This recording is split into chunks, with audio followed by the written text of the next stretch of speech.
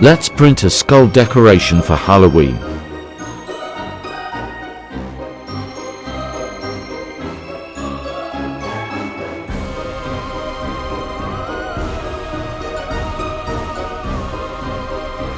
Let's get rid of the supports for the print.